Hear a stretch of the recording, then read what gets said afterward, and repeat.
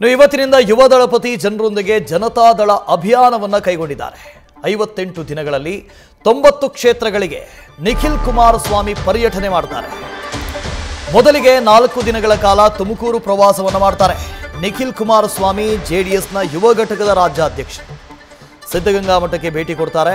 ಅದಾದ ನಂತರ ರಾಜ್ಯ ಪ್ರವಾಸವನ್ನು ಕೈಗೊಳ್ತಾರೆ.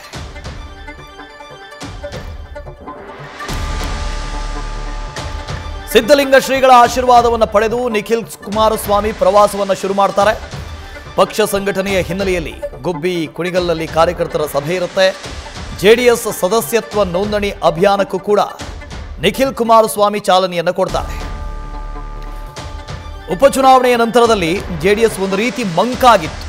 ಆ ಮಂಕಾದಂಥ ಜೆಡಿಎಸ್ಗೆ ಮತ್ತೊಮ್ಮೆ ಪುನಶ್ಚೇತನ ಮಾಡುವಂಥ ಕೆಲಸ ಆಗ್ತಾ ಇದೆ. ಸುಮಾರು 58 ದಿನಗಳಲ್ಲಿ 90 ಕ್ಷೇತ್ರಗಳಿಗೆ ನಿಖಿಲ್ ಕುಮಾರಸ್ವಾಮಿ ಪರ್ಯಟನೆ ಮಾಡ್ತಾರೆ. ಮೊದಲಿಗೆ 4 ದಿನಗಳ ಕಾಲ ತುಮಕೂರು ಪ್ರವಾಸವನ್ನು ನಿಖಿಲ್ ಕುಮಾರಸ್ವಾಮಿ ಮಾಡ್ತಾರೆ.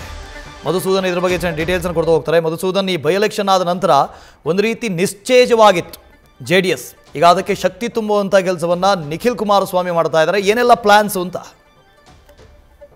ನೋಡಿ ವಾಸುದೇವ್, ಯಾವುದೇ ಒಂದು ಸ್ಥಾನವನ್ನ ಪಡಿಬೇಕಾದ್ರೆ ಅದಕ್ಕೆ ಅದರದೇ ಆದಂತಹ ಒಂದಷ್ಟು ಎಫರ್ಟ್ ಪರಿಶ್ರಮವನ್ನ ಹಾಕಬೇಕಾಗುತ್ತೆ. ಈ ನಿಟ್ಟಿನಲ್ಲಿ ಈಗ ಜೆಡಿಎಸ್ ಮುಂದೆ ಸಾಕಷ್ಟು ಕಾಲಾವಕಾಶ ಇದೆ. ರಾಜ್ಯದಲ್ಲಿ 2023 ರಾಜ್ಯ ಸಾರ್ವತ್ರಿಕ ವಿಧಾನಸಭಾ ಕ್ಷೇತ್ರದ ಚುನಾವಣೆ ಬಳಿಕ ಎದುರಾದಂತಹ ಚನ್ನಪಟ್ಟಣ ವಿಧಾನಸಭಾ ಕ್ಷೇತ್ರದ ಉಪಚುನಾವಣೆಯಲ್ಲಿ ಕೂಡ ನಿಖಿಲ್ ಕುಮಾರಸ್ವಾಮಿ ಸೋಲನ್ನ ಕಂಡಿದ್ದಾರೆ. 2023ರಲ್ಲಿ ರಾಮನಗರ ವಿಧಾನಸಭಾ ಕ್ಷೇತ್ರದಿಂದ ಜೆಡಿಎಸ್ನ ಅಭ್ಯರ್ಥಿಯಾಗಿ ಕಣಕ್ಕಿಳಿದಿದ್ರು, ಅಲ್ಲೂ ಕೂಡ ಸೋಲನ್ನ ಕಂಡಿದ್ದಾರೆ.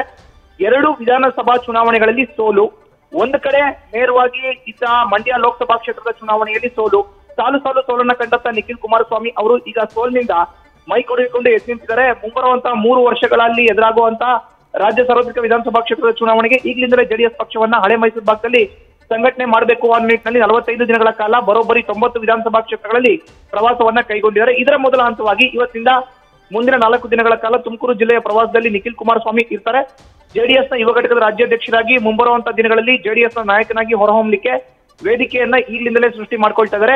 ಇವತ್ತಿಂದ ಪ್ರವಾಸವನ್ನ ಆರಂಭಿಸುವಂತ ನಿಖಿಲ್ ಕುಮಾರಸ್ವಾಮಿ ಅವರು ಮುಂದಿನ 4 ದಿನಗಳ ಕಾಲ ತುಮಕೂರಿನಲ್ಲಿ ಬೀಡು ಬಿಡ್ತಾರೆ.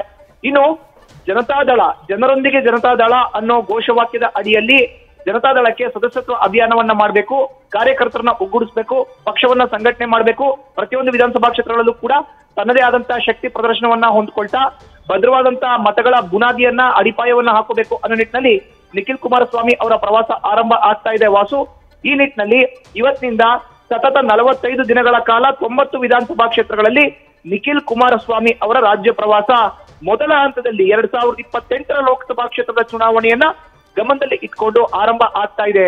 Vasudev, okay, thank you Madhusudan. News first, ನಿರ್ಭೀತಿಯಿಂದ ನಿಮ್ಮ ಪರವಾಗಿ.